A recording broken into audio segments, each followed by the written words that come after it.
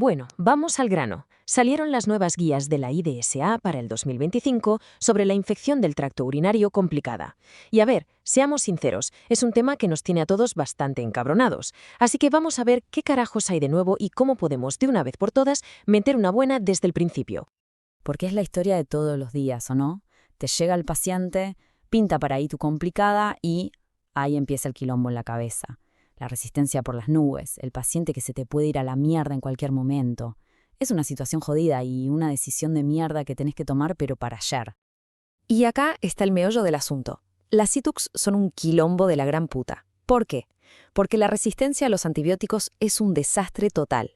Elegir el primer esquema empírico es, básicamente, jugar a la ruleta rusa con la vida del paciente. No hay margen para pelotudear.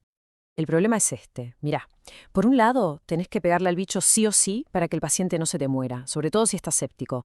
Pero por otro lado, tenés al infecto, al farmacéutico, a tu propia conciencia, todos rompiéndote las pelotas con el stewardship y con no quemar los antibióticos grosos. Es un equilibrio de mierda, francamente.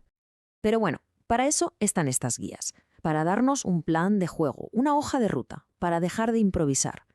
Nos dan un esquema mental claro para tomar la mejor decisión posible con la información que tenemos en ese preciso momento.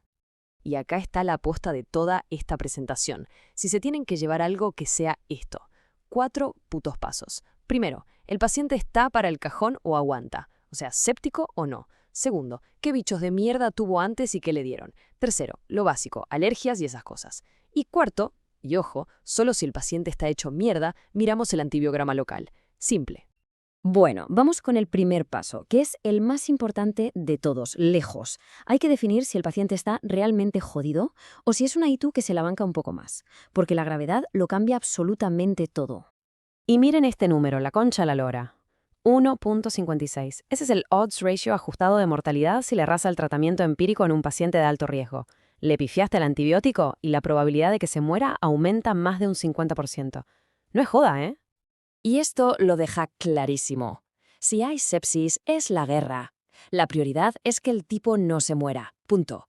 El stewardship se puede ir a la mierda por 48 horas. Sacamos los fierros, los carbapenems, lo que carajo haga falta para cubrir más del 80 o 90%. Ahora, si no hay sepsis, la cosa cambia. Ahí sí somos más pijoteros.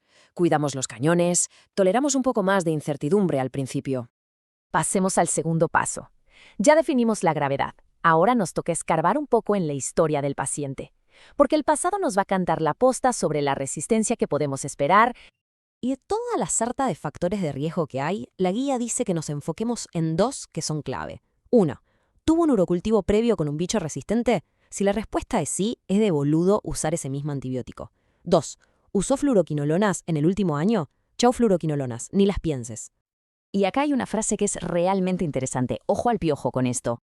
Si un urocultivo previo te dice que el bicho era sensible a algo, es muy probable que siga siéndolo. Tiene un valor predictivo negativo altísimo. Pero si era resistente, no es tan seguro que el bicho de ahora también lo sea. Tiene un valor predictivo positivo más bajo. Un dato de la puta madre para tener en cuenta. Ok, ya evaluamos al paciente. Ahora, la pregunta del millón. ¿Con qué carajo le pegamos? Vamos a hacer un repaso rápido de las armas que tenemos, un veredicto sin pelos en la lengua de cada una, según lo que dicen estas nuevas guías. Empecemos por el caballito de batalla, la ceftriaxona y sus primas de tercera y cuarta. Siguen siendo una opción de la samputa, la primera que se nos viene a la cabeza, sobre todo en el paciente que no está séptico. Son efectivas, las conocemos de memoria. El tema es que su reinado está amenazado. ¿Por quién? Por las putas BLE, las betalactamasas de espectro extendido que nos están carando la fiesta en todos lados y te dejan en bolas si no las sospechaste. Ahora, la piperacilina tazobactam, un clásico, el famoso tazocin. Por años fue nuestra respuesta para casi todo lo que oliera complicado o intrahospitalario porque te cubre estas pseudomonas. Pero seamos honestos, la resistencia le está pasando el trapo feo. Y ojo con esto, que es clave de las nuevas guías. Los estudios más recientes, como el Merino, muestran que tiene menor tasa de cura microbiológica comparada con los carbapenems para las BLE. Siguen el juego, pero ya no se las disparas. Las fluoroquinolonas, qué tema, la puta madre. La ciprofloxacina, la levofloxacina, son una tentación porque la biodisponibilidad oral es fantástica, te permiten mandar al paciente a la casa antes, pero esa comodidad nos costó carísimo.